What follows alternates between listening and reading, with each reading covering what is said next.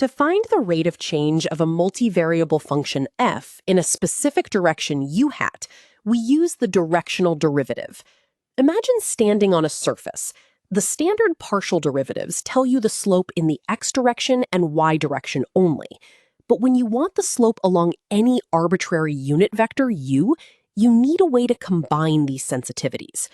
Mathematically, the directional derivative of f in the direction of u is defined as the dot product between the gradient of f and the vector u.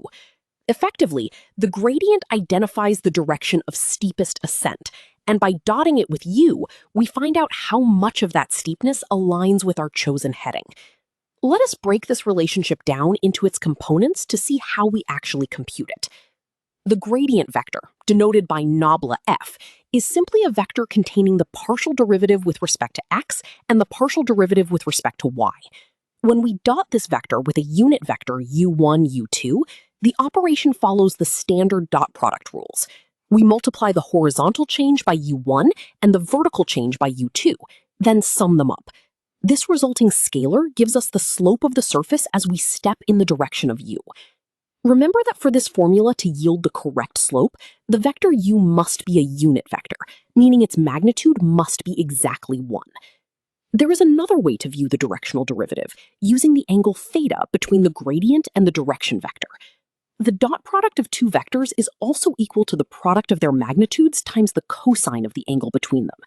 Since we are using a unit vector u, its magnitude is 1, which simplifies the expression. The directional derivative is thus the magnitude of the gradient times the cosine of theta. This confirms that the derivative is maximized when theta is 0, meaning u points exactly in the same direction as the gradient.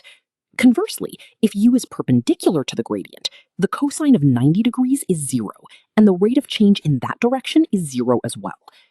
To calculate a directional derivative effectively, start by finding the partial derivatives to build your gradient vector. Then, verify if your direction vector is a unit vector. If it is not, you must divide it by its own magnitude first.